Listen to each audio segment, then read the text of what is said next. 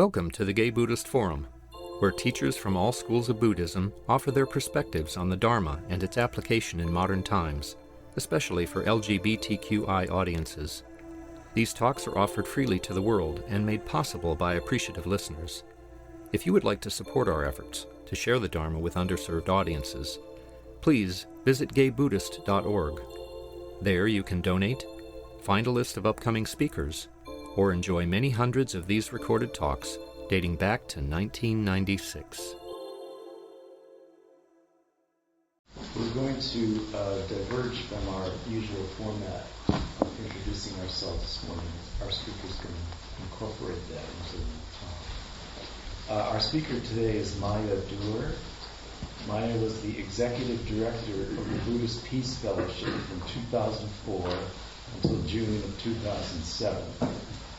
Committed to exploring the intersection of social change and Dharma practice, she engaged in her first civil disobedience during a March 2003 action at the Westover Air Base in Chicopee, Massachusetts, at the start of the Iraq War. A Buddhist practitioner since 1993, Maia received lay ordination from Roshi Joan Halifax into the Order of Interbeing and the Zen Peacemaker Order. She's currently a student in the Soto Zen lineage of Suzuki Roshi and has lived and practiced at the San Francisco Zen Center. A true Sagittarian, Maia loves to travel and has made pilgrimages to Tibet and to Bali. Good morning, everybody. Good morning. It's so bizarre to me to sit up here and have somebody read an introduction. It's like, who is this person that they're talking about? I always feel like, being in front of an audience does not feel like my natural habitat. So it's always a little strange to me, but I'm really happy to be here, and I'm grateful that I was invited and just looking forward to connect with all of you this morning. It's sort of a weird bio because it says I was executive director until June, which is last month. I think, what happened to her? Like, am I out on the streets? Did I get fired? And I'm still working at Buddhist Peace Fellowship. I basically demoted myself after 3 years of being executive director and having to do fundraising and all the stuff that goes along with managing a nonprofit, which didn't really feel like it was not the position I originally intended to have there, but it was in service to the community. So I'm still working there, and I've switched into a different role. I'm now the director of communications and outreach, which means I get to do a lot of what I love to do about the other job, which was connecting with different groups that practice Dharma, helping make the connection between your group and what BPF does, and how to be socially engaged as Buddhist practitioners. So I'm still there, just in a different role. And I'm also editing the magazine that we produce, which you may have seen. It's called Turning Wheel. So I'm now the editor, which is a great job to have. So hey, if any of you are writers out there, I look forward to hearing from you. You can send me what you've got. So I wanted to begin this morning by hearing all of your voices, bringing everybody's voice into the room. And there's a lot of people, so this is going to have to go rather quickly. But I wanted to invite all of you just to, again, return to sitting and just being with yourself and your breath for just a moment.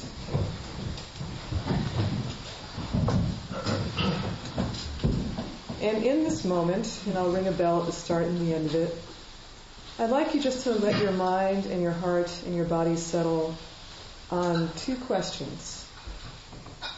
And the first question is, what's going on in the world right now that's breaking your heart?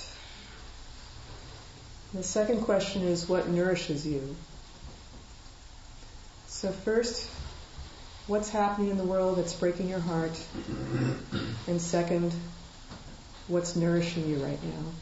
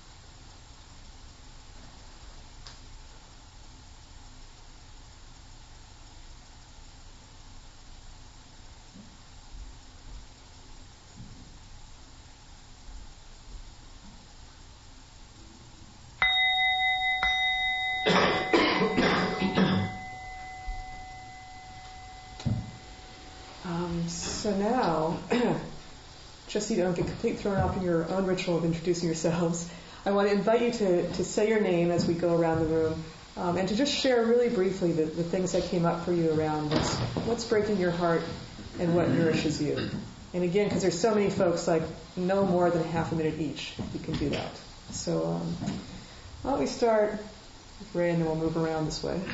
Okay, my name is Ray.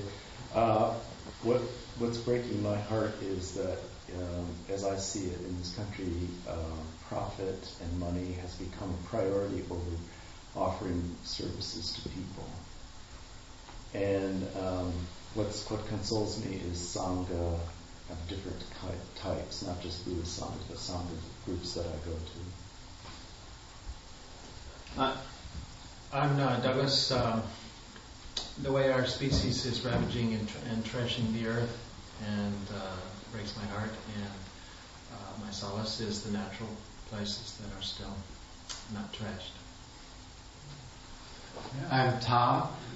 What breaks my heart is I live in and involved with development in East Oakland and the youth violence there and the state of the schools. And what nourishes me now is I have a toddler grandnephew, and he just got a new sister.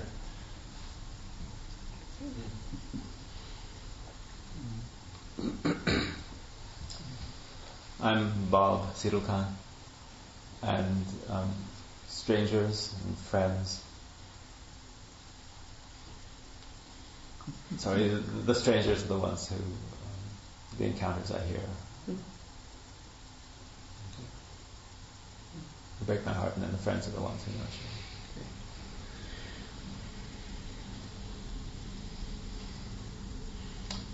All right, maybe we should go back that side, and so we just get that half of the room first. I don't know quite how to do this, but back here. Hi, my name is Jerry, and I saw Sicko last night, and it made me sick. And I just really find that our United States, we don't we just care about profit and greed, and not about what we can do for our fellow man. And that was really disheartening to me. And what nourishes me is nature and meditation and Sangha.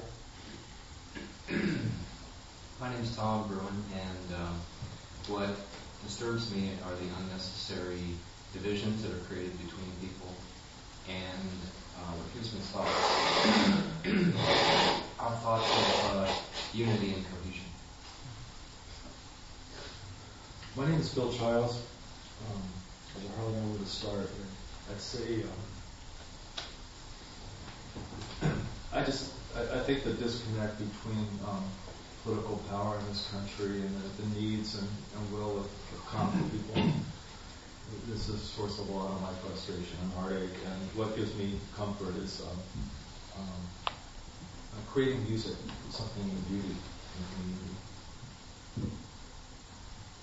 I'm George Hubbard. What grieves me greatly is the death of the natural world, poisoning the oceans, the atmosphere. And what comforts me is what's left of that natural world. My name is Peter. The arrogance of the current administration and the certainty that they know what's best for the world, and most heartbreaking what's going on in God. And what nourishes me is the arts, and part of that is I'm aware that the current administration really devalues the arts, and that's double heartbreak. My name is Ari, and my heart is broken by hatred that I see around the world. And I'm nourished by love and by music. My name is Jason, and just about everything I see going on in the world breaks my heart. And sometimes I just have to shut it out and be able to keep going. But I think the thing that I see every day just walking down the street that continually breaks my heart is just the isolation, the unnecessary isolation of so many people in our society, plus particularly white culture. I'm experiencing the topic that came up last night with a small group of friends. And what nourishes me is occasionally getting together with my friends and making connections and connecting with strangers on the street or wherever I can do to kind of break some of that isolation, and also gardening.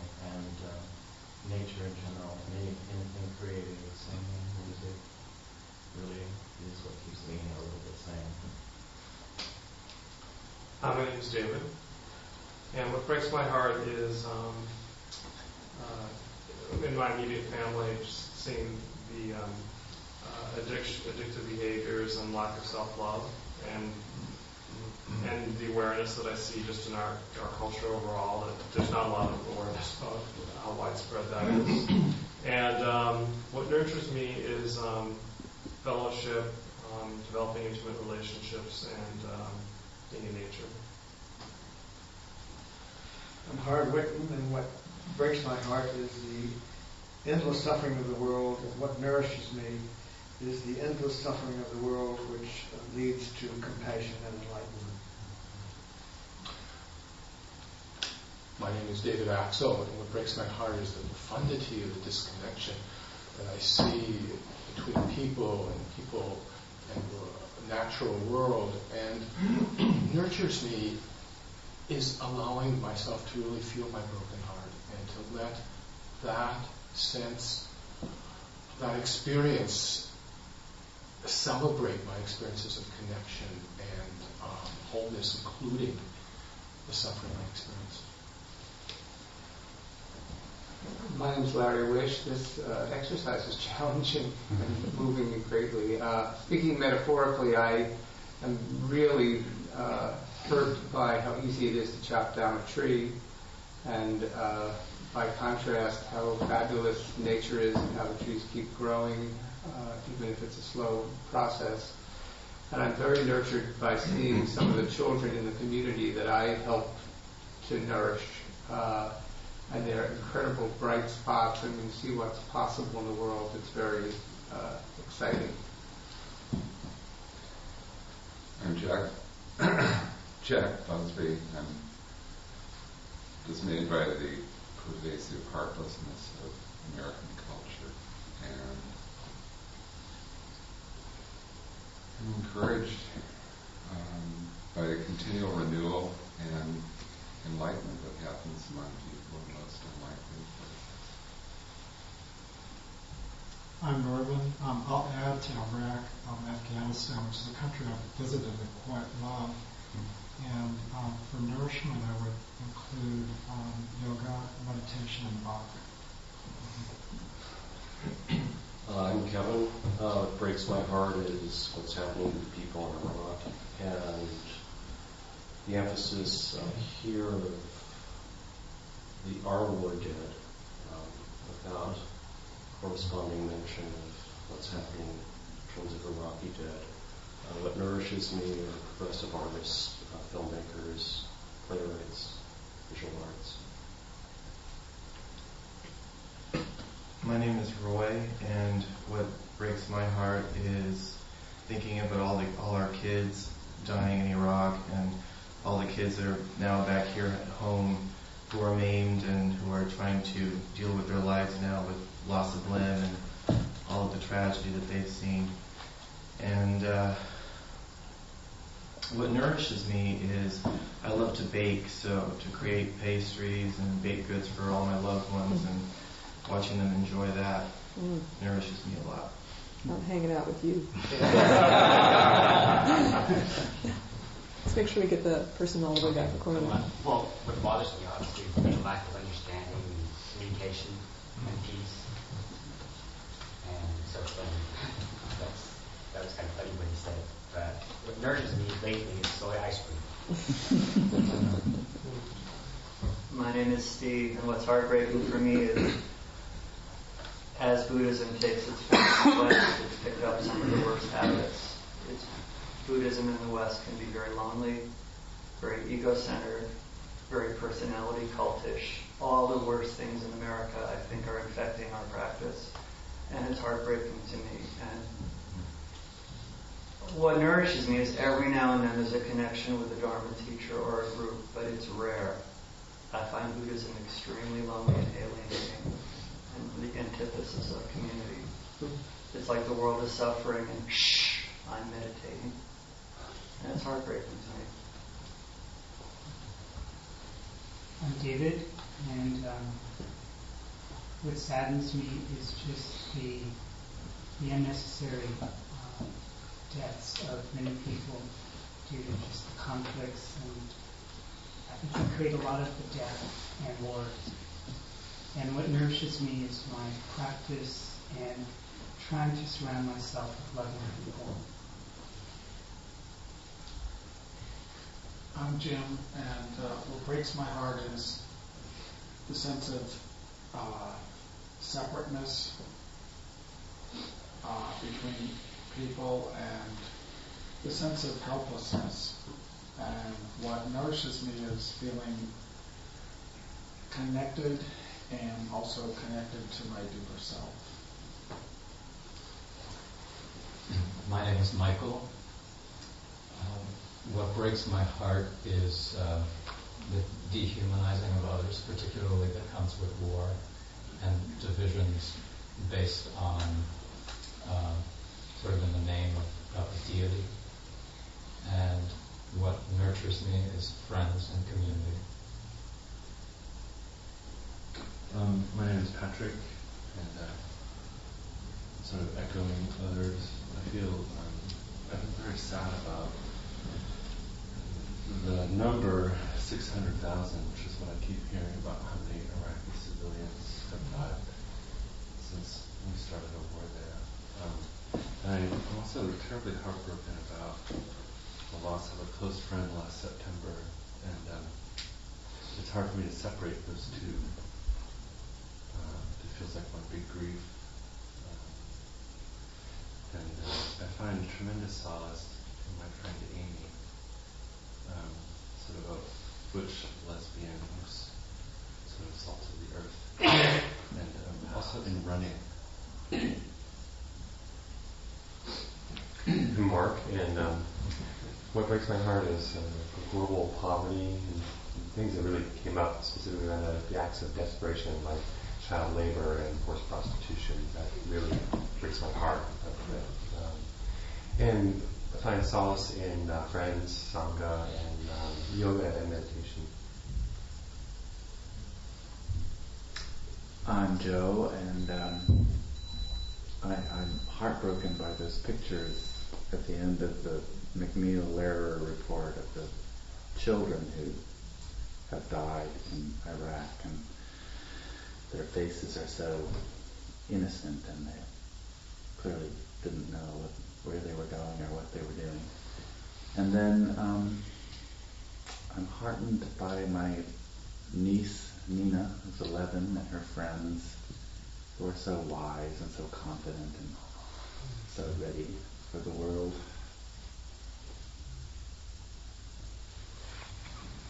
My name's David, and I am heartbroken by the immensity of the suffering in the world.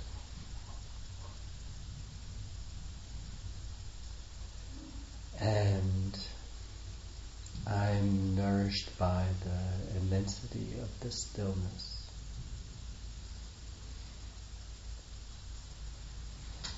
My name is Michael.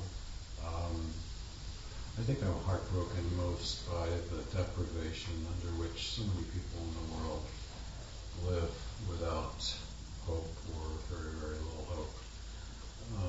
But I'm nurtured by my sort of instinctive optimism, and more so by the compassion that I find in people that I meet all the time. My name is Michael, and similar to others, what was very difficult for me is what I now perceive to be the intentional and enormous lack of regard that people with power in the world have for the people to whom they really have responsibility, whether it's a governmental responsibility or employer responsibility. And it's the intentionality of all that, and the absence of memory of what these actions have resulted in the past.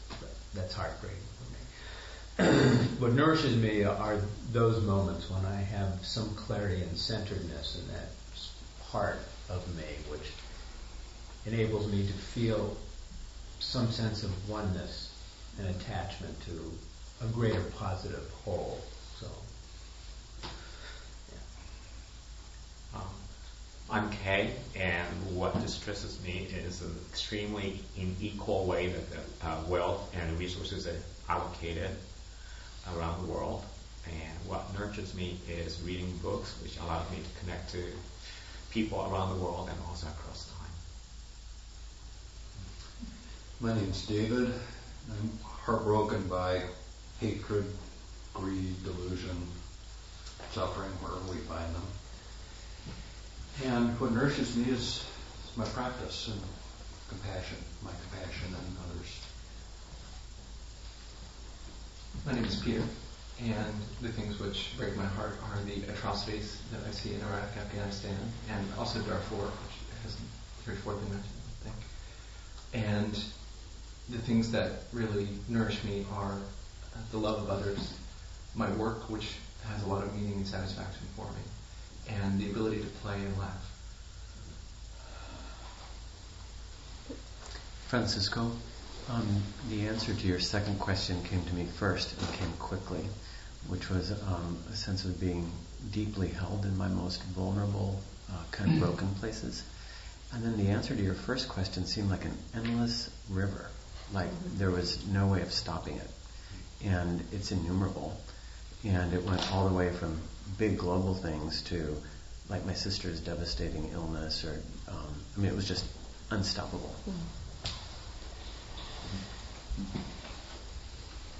I'm Lenny.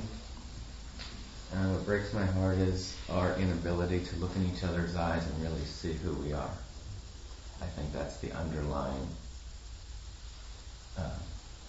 obstacle, in essence, that we don't sense our authentic beingness together. And what nurtures me is my connection to nature and to gardening, things that I can nurture. Hi, my name is Labu.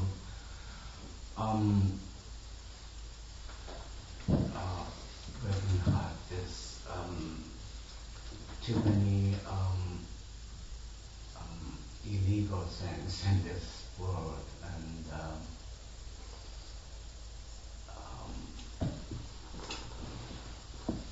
world shouldn't be divided by the lines, and but still nature and flowers and music make me happy.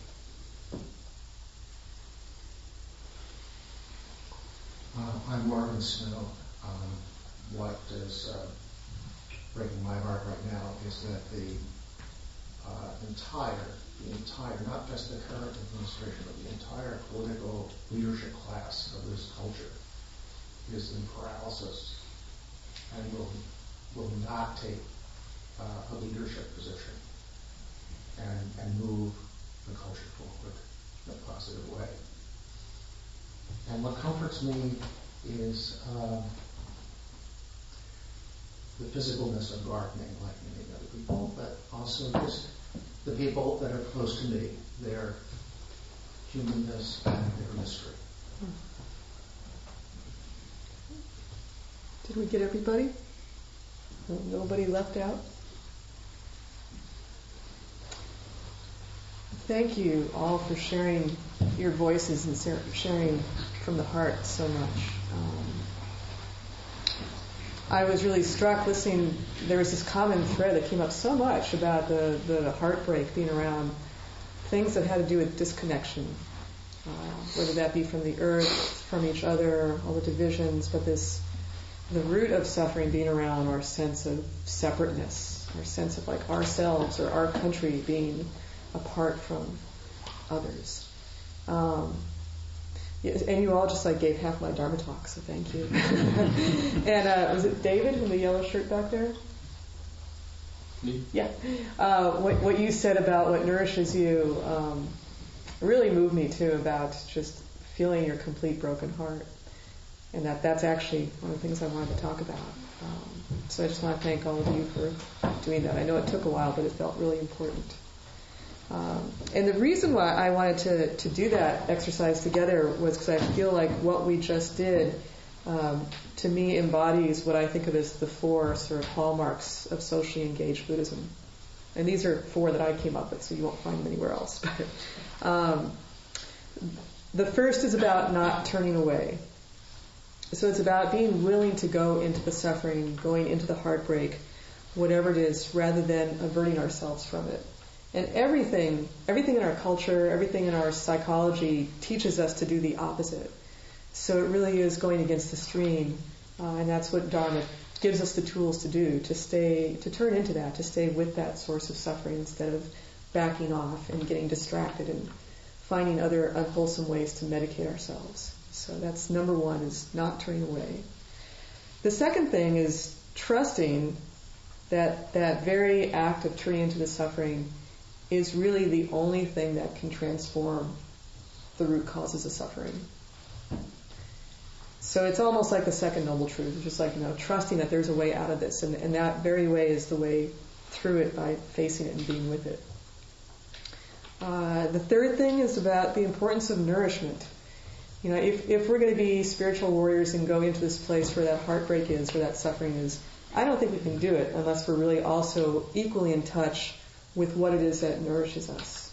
And that's so easy to forget, or it's so easy for some people to forget. I forget it. So I think to hold that very reverently and to not lose touch with whatever it is. And it's different for everybody. I mean, for a lot of people in this room, it may be meditation along with a connection to the earth, gardening, baking, whatever it is. But really, really stay true to that, whatever it is for you. And the fourth characteristic of socially engaged Dharma, to me, is about this nature of community that it is that we build together, this kind of like non-hierarchical, very participatory sense of community. Somebody mentioned about, the dark side of Buddhism in America, what's happening, that sometimes there are teachers that cult of personality develops over time. And I really believe that, socially engaged Buddhism is about not having any one teacher lead the way. I mean, in the room here, all of us have just been teachers to each other and students as we heard each other's voice. So, in this moment I'm up here, but that doesn't mean that I have more expertise than anybody else. And part of that on a political level too is just like breaking down the levels of, privilege and the structures that we've got put in place, and power structures in our society. So how do we switch from a power over mode to power with, and each of us honoring what everybody contributes, and not privileging some people above others. So I feel like all that was kind of wrapped up in what we just did in that past, whatever it was, 25 minutes. So that felt important. And when I think of socially engaged Buddhism, there's a quote from Joanna Macy that always inspires me. And this is it. Some of you may have heard her say this. It is my experience that the world itself has a role to play in our liberation. Its very pressures, pains, and risks can wake us up, release us from the bonds of ego, and guide us home to our vast true nature. I'll read it one more time. It is my experience that the world itself has a role to play in our liberation. Its very pressures, pains, and risks can wake us up, release us from the bonds of ego, and guide us home to our vast true nature. So I just think that's a very cool quote, because in the job that I had when I was director of Buddhist Peace Fellowship, I would often travel around the country and get to meet people in different Dharma centers. And when they heard what I do and what Buddhist Peace Fellowship does, which is, we do a lot, but like some of the stuff we do is we show up at anti-war marches. We were just in Washington, D.C. in January with like 500,000 other people, and we had a contingent of about 300 people who marched behind a Buddhist peace delegation sign. And we just tried to offer some kind of more peaceful presence in the larger march. And then the Monday of that weekend, we all went to Congress together with lots of other people, and we went into Senator McCain's office, Senator Harry Reid, and we just sat down with their staff and talked to them about our point of view around why we felt this war was so destructive. Anyway, so when I tell folks that in different Dharma centers, some people think it's great and they want to join up. Other people think it's great, but it's like, well, but that's not for me. It's like, politics is too messy. I don't think politics and Buddhist practice should mix. It'll mess up with my equanimity. I don't want to get involved. And I hear all that. It's fine wherever people are coming from, but I feel like for me, Joanna's words just ring so true, because I have a hard time looking out and seeing what's going on in the world and feeling like I can keep those two parts of my life completely separate. Like I feel like my liberation is wrapped up in everybody else's liberation. I mean, Martin Luther King said the same thing. He was a wonderful bodhisattva, but until all of us are free, none of us are free.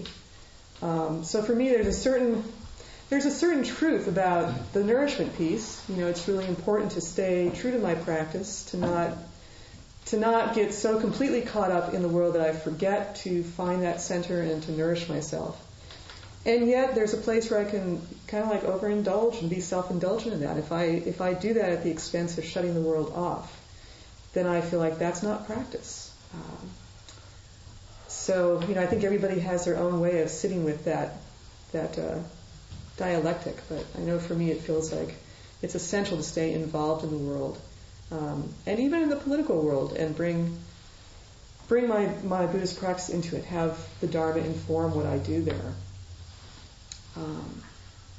So I just wanted to give you, what I'm going to give you now is like a sort of a recycle of somebody else's talk, so I'm cheating a little bit here, but I thought this was a really fascinating talk that I heard a couple of months ago, and it gives something of the sense of that we're not making this up. We're not saying like we're just inventing socially engaged Buddhism now. This actually goes back to the days of the Buddha himself. He was a pretty radical guy.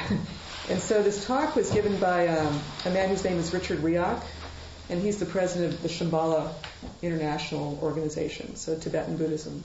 But what Richard did was he kind of laid out the historical roots of engaged Buddhism and talked about what happened during the Buddha's time, the historical context of India, and just some examples from that time that to me are really interesting and inspiring about what we want to practice with here in our lives right here. So I just want to give you a bit of that and see what you think of this. So the first thing to realize is that the society that the historical Buddha lived in, this guy here, in India at the time that he lived, it was, in some ways, there are a lot of parallels to our society. It was marked by all kinds of social and political institutions, which gave some people privilege at the expense of others.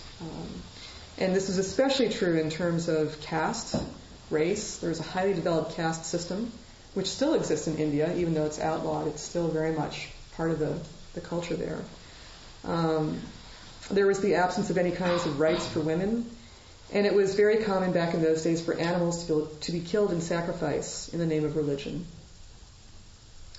So as the Buddha, found his way through his practice and reached his enlightenment, one of the things he did as he gathered his disciples around him after his enlightenment, he gave them a term, a Sanskrit term, which is, I don't know if I'm going to pronounce this right, but it's Patisato Gautama, which translates to mean those who go against the stream.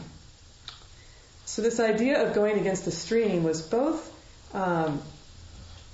something about how we work with our own mental process, because we're having to look at all our mental formations, our perceptions, our feelings, and really just stand clear in observing what they are rather than being swept along by them. That's our meditation practice. But Richard also made the case that he was doing that in terms of a social context as well, and that these people were going against the stream, and they were throwing off the shackles of their social bondage as well. That when the Buddha declared that the idea of a separate self is a fiction, what he was saying was this is true not only for individuals, but also as a society as well. And if there is no foothold for personal identity, then there is no foothold on which to base prejudice and oppression based on gender and race or class. So if there's no me, then there's also no mine. There's no possessions. And after the Buddha was enlightened, he spent about 45 years traveling all across India and basically setting up these communities of practitioners, of both monks and nuns, who were in their own way trying to create their alternative societies based on wisdom and compassion in this larger context of historical India, which was not based on wisdom and compassion. And he did that by really instilling values in those communities of sharing and of diversity and of inclusion. So there's some really interesting examples around those three things. The sharing, for example. So the word that the Buddha gave his followers, bhikkhus and bhikkhunis, which you've probably heard, the root of the word comes from the Sanskrit word bhaj, which means the wish to share. And you've probably all seen monks who have the bowls, the alms bowls, and in Asia they still go around and they do alms rounds, and they'll take their bowls around to ask for food. And the bowl is often translated incorrectly as the begging bowl, but Richard's point was in the language it actually means the bowl of sharing. And what the monks and nuns would do on their rounds, they would go collect food, and they would bring it back, and there would be large stone troughs in each community, and everybody would just dump all their food into one trough, like one big potluck. So there was no sense of like, this is my food that I collected and it's not yours. It would just be all together, and then the whole community would eat together from whatever was collected. So in some ways, the Buddha was the original socialist. And his communities were really trying to practice this idea of not having not only a separate self, but not separate possessions either. Like, what does it mean to pool our resources? And in fact, to this day, like I know I've practiced at Zen Center, San Francisco Zen Center, and lived there. And this is true for a lot of Dharma centers, but there's, the kitchen and the refrigerator, and sometimes people will have things labeled. So if you have like a special medication or special food, you'll put on there, not offered. But the default setting is everything else is everybody's. So that's so different from our usual default setting in our society, where it's like the default is like, this is mine, don't take it. But in those communities, the assumption is this is all shared. And these communities of the Buddha were very diverse and inclusive. In a society that was stratified by caste and gender, the Buddha broke rules by welcoming women and people from all castes, including the untouchables, into his monastic communities. And this was unheard of at the time. The name that his followers gave themselves was Pabajita, which translates to the exiles. So they knew that there was this practice that they were already creating of bringing people into a community who, in the outside world, would be completely separate. So, the Buddhist community consisted of people who were princes, kings, murderers, butchers. There was the whole gamut in there. And this was pretty radical for its time. Another really fascinating example that Richard gave was to take a look at the robes that they all wore and the color of the robes. Back in the days of the Buddha, the color white was reserved for the Brahmin caste, which was the highest caste in India. And the colors brown and saffron were the colors of the lowest caste and the outcasts. So the Buddha actually required his monks and nuns to have brown or saffron robes. And often he would instruct them to go to charnel grounds, burial grounds, to find fragments of fabric there to put together for the robes that they would wear. So in essence, what they were doing by wearing these brown robes, they were taking on this mark of stigmatization in Indian society at that time. And they didn't have to. I mean, you had people who were coming from the highest class, and they took on these brown robes. So a parallel, it would be kind of like during World War II, when, as an act of solidarity, people who were not Jews would wear the Star of David to show their solidarity with Jews who were being persecuted at that time. So it was an incredibly courageous and audacious move on his part to have his community wear brown.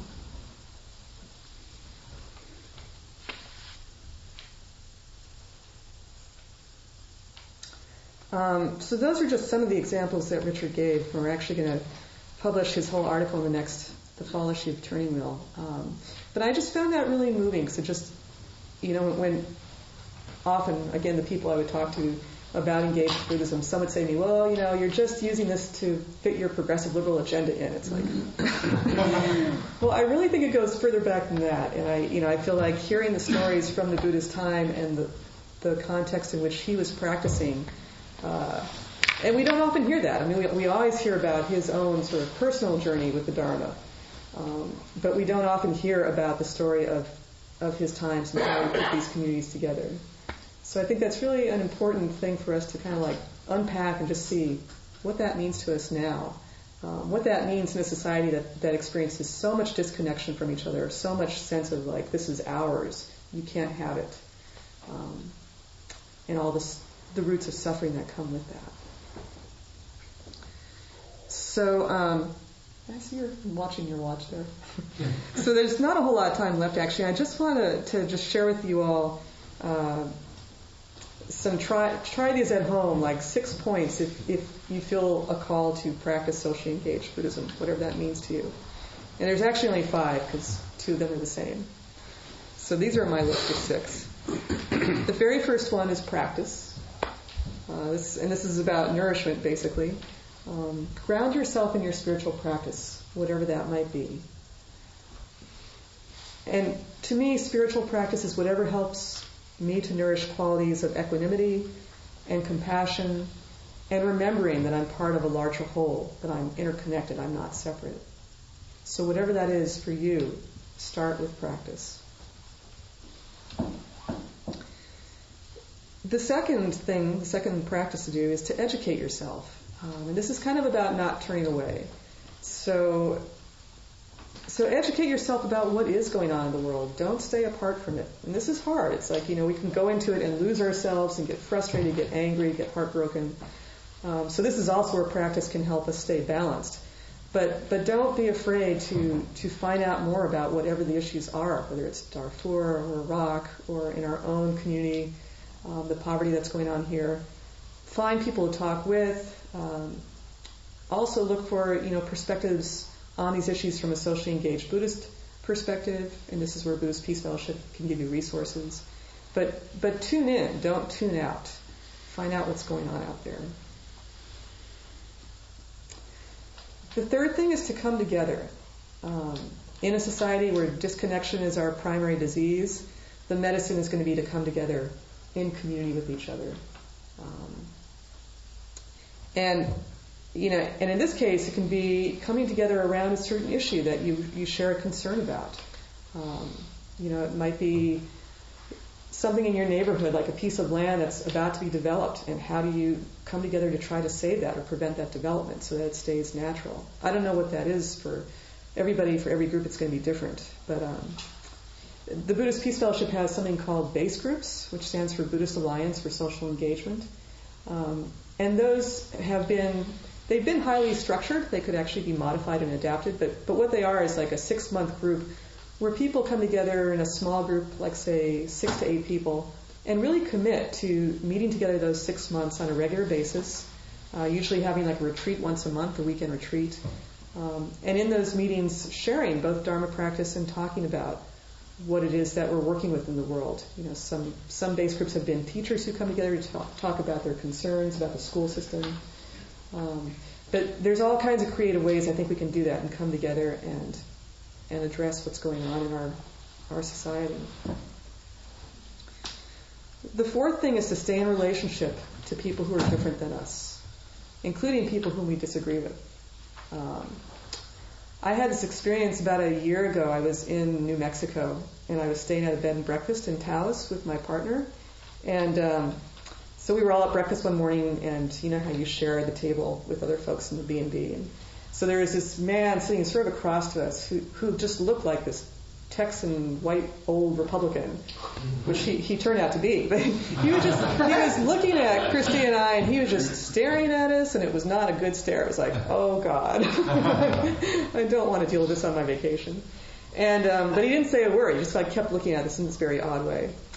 And then breakfast was over, and we went out, and then I had to come back into the main room to get something that I had forgotten.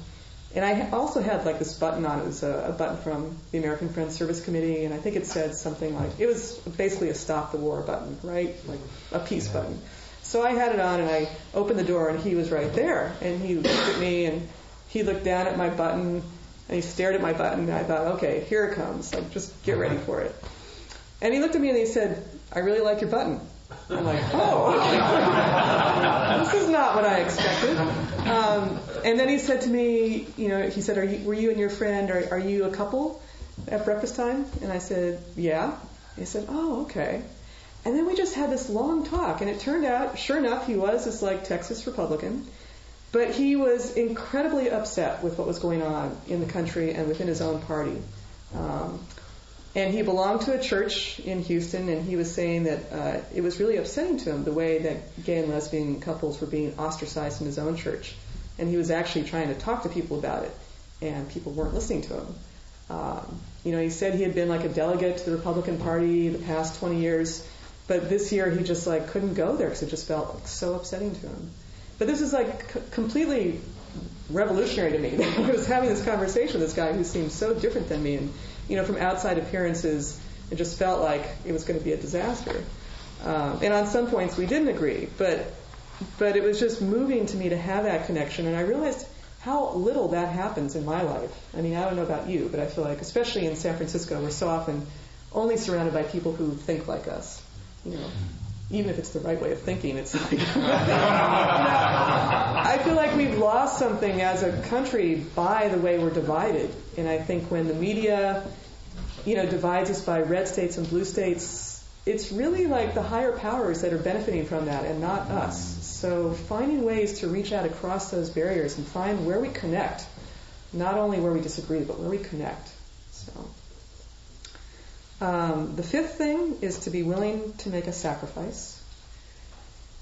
And when I say that, I think I'm thinking in terms of where we're at right now as a country, because it feels pretty dire to me and urgent in some ways. And the thing that I find heartbreaking is that for myself, I'm complicit in it in so many ways. I pay taxes. My taxes are going to support the war. I drive a car. My use of fuel is part of this whole equation. So I'm not any pure being by any stretch of the word. So for me, it's a practice of challenging myself. How do I take myself out of that system? And it's hard to do. It's not, one person can't make a difference alone. But I do think it's important to ask that question of ourselves, and as a collective. Where do we hold power, and how do we yield that power? Whether that's by what we buy or don't buy, or our driving habits, whatever that might be. And that often requires sacrifice in what we think is our way of life. So, and finally, the last, number 6, is practice again. To return to our dharma practice, or whatever our spiritual practice is. As both the beginning and ending of our journey through engaging in this world that's very troubled right now, to stay close to that root of what nourishes us. So that's a whole lot of words, and I think I'll leave it right there. But I just want to open it up if people have thoughts or questions. I just read a quote that kind of echoes what you were referring to, and I'm sorry I can't say exactly who it was because it came from an anthology. I think it might have been Jack Kornfield. He said that the ultimate act of rebellion against hatred, delusion, and greed was practice in itself. And you referred to that as a nourishing thing, but I think it's also a socially active thing of practice. See there and there. Your comment about practice reminds me. It's an anecdote that the musician told about. I think it was George Harrison, and he had gotten permission to practice in George Harrison's sound studio, but had never met Harrison and didn't know where the studio was. Went to the house and went to the address, was looking for the sound studio, couldn't find it. Knocked on the door, and finally, Harrison comes to the door and says, "What do you want? I'm trying to meditate." So I think of practice as, I hate sports metaphors, but if you're a fielder and you go to practice, and you're really good at practice, and then you never suit up for the game, well, what's the point of the practice if you don't suit up and play? I enjoyed the historical perspective on the Buddha and wanted to ask if you have any insights on why he didn't face greater opposition in his time I mean, why he was able to proceed with that for 45 years, unlike Christ Jesus. crucified, and Yeah. so many others who were vilified, outcast, or killed. That's a really good question, actually. I don't have an answer for it. I'm not definitely by no means a historical scholar, but I would be curious to find that out too.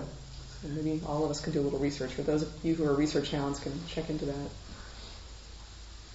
I want to thank you for the entire talk, but the exercise in the beginning just really moved me. I love the fact that I'm with a sangha full of men who have these kind of values and feel the pain of the earth, and also have things that help to save it, in themselves and in the sangha. It just felt really great to go around. And I'm also just tickled and amazed that we did it efficiently.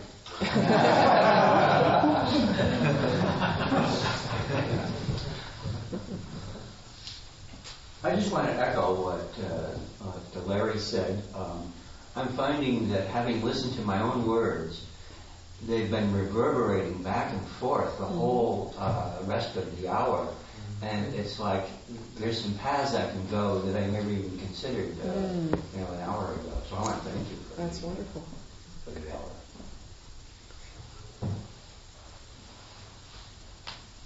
Sometimes things take a little courage, and it may or may not be that it takes a little courage to be a woman, to come into a group of all men. I have no idea. I was thinking of that, but actually, of all the all men groups I would want to be in, this would be the one. So.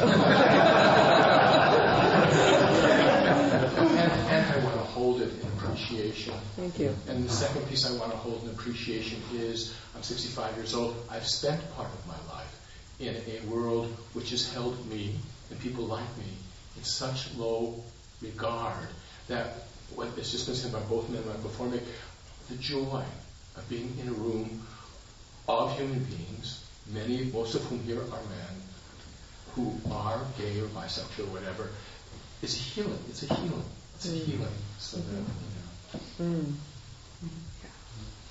I live near the Tenderloin, and I walk through the Tenderloin to get to the wonderful Golden Gate YMCA with this great senior center. And of course it's filled with horror, human horror of every type, just walking down there, down Leavenworth or up some of the other streets. And at the same time, the level of compassion, the number of people who are being fed, the number of medical centers that were opening up, the number of people waiting in line for food and being kind about it. It's a social experience, waiting 2 hours for lunch or whatever. So at the same time I see all of that human horror, I also see this ocean of compassion that just takes so many people and all of us to pay our taxes to get together. And all I can say about all that is, well, that's the way it is.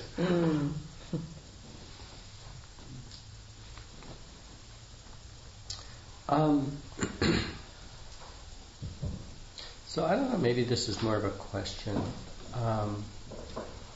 But I guess, in terms of that initial exercise, for me the heartbreak is kind of like the immensity of this human horror, I guess is one way of putting it. And how it seems like it's extended from the beginning of time. And beginningless greed, hatred, and delusion. Yeah. And, I know people in this organization and have been familiar with it for a number of years. And I kind of wait for something in me to be moved to act, to engage, to participate, and to take up a cause or something. And I'm still waiting. I mean, it in a way, it feels to me like my practice is, for me, a way to affect change in kind of this larger field of consciousness and so forth. But I don't know, I mean, part of it is I'm aware that initially, early in my practice, like the idea of Buddhism as a way to gain freedom from suffering, I think that there was kind of this, it kind of supported a kind of dissociation, kind of disengaging with the world. And I think that that's very common. I see a lot of people who are Buddhists, and it's really their meditation is really just about dissociating from the world and dissociating from their own experience and so forth. But I don't feel like that's what's happening now. I mean, it feels like I am in it in a full way, and I'm just kind of curious about like maybe the difference between the two of us, that you are so active in this, and I imagine that you've talked with other people about this, so I'm kind of curious about your thoughts. I think we just all have different ways of being in the world, and that's fine. And maybe there really is something that will come along that will speak to your heart that just naturally you'll want to respond to. I mean, I think if it feels forced, doesn't work for anybody. So I would just encourage you to respect that truth in you and to stay open, to whatever might come along. Again, for everybody it's going to be different. I know one, and I'm not saying you have to get excited about this, but one project that we're trying to incubate that I've shared with a number of people, and it's like, not a lot else they want to do, but this is something really touches their heart. It's this idea of having a network of sanghas across the country that declare themselves like welcoming sanghas for veterans returning from Iraq. Just knowing what they've gone through, both the men and women that are coming back. And I mean, we've seen this once before, Vietnam, and Thich Nhat Hanh offered a beautiful model of like how to open up your doors and just, not try to like convert these guys to Buddhism or, make them say the war was wrong, but just realize like how much injury and harm and trauma they've gone through. And to offer meditation practice for them, just to be there and be present, whatever, is healing for them on their journey. So for some people, that's what it is that, opens that door, and they want to really get involved and make that space in their sangha. So I guess just all to say, just to trust, where you are is where you are. And that your practice is offering something to the world just by virtue of doing it. Maia, will you be able to stay for a little while and talk to people? Yeah, sure. Great. Do we have a host today? Yes, I'm Kay, and I'm the host this morning. And again, welcome everyone to GBF. I don't know whether there's any new people this morning, but our social hour includes some refreshment and having tea with fellow members. And we have some homemade cookies and fresh fruit this morning. And when you use your teacups, please wash them, put them back. And we also have a Dana Bowl, which support our organization. And suggested donation is $5 to $8, but any amount is welcome. And we also have a sign-up sheet. So if you'd like to stay connected with the group, please give us your street address and email address so that we can stay in touch with you. And finally, there often is a group of people who go out and have lunch after the meeting. And if you're interested, the group usually forms outside the door around 12:30. So again, welcome. Any other announcements? My name is Ari, and Tuesday evenings at 7:30, there's a meditation group that usually is hosted by Darren Little, but he's away for a few weeks, so I'll be hosting it. So if you're interested, talk to me. Yeah, if anyone's going to Joseph Goldstein's 10-day retreat at Spirit Rock this week and wants to carpool, see me.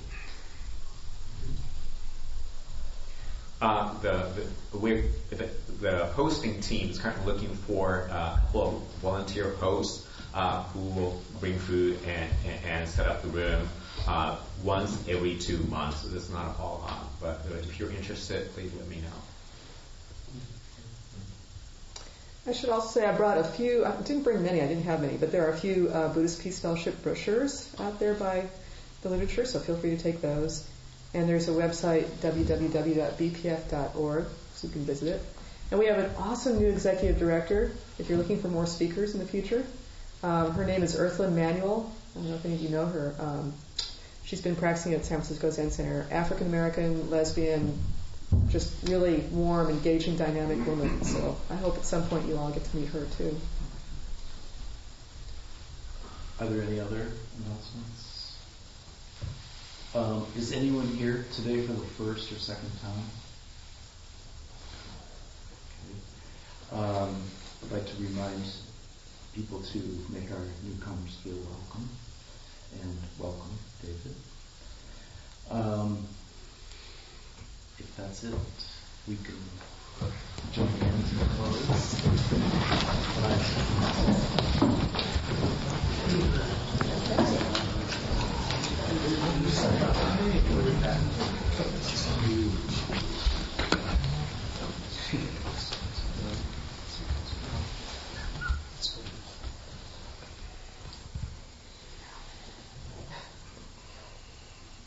By the power and truth of this practice, may all beings have happiness and the causes of happiness. May all be free from sorrow and the causes of sorrow. May all never be separated from the sacred happiness which is without sorrow, and may all live in equanimity, without too much attachment or too much aversion, and live believing in the equality of all that lives.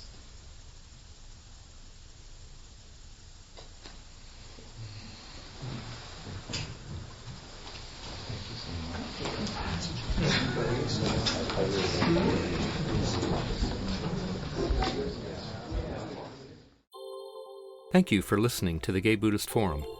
If you would like to hear several new talks per month and be notified of upcoming speakers so you can participate live, please subscribe to this podcast, like us on Facebook, and join our mailing list by visiting gaybuddhist.org.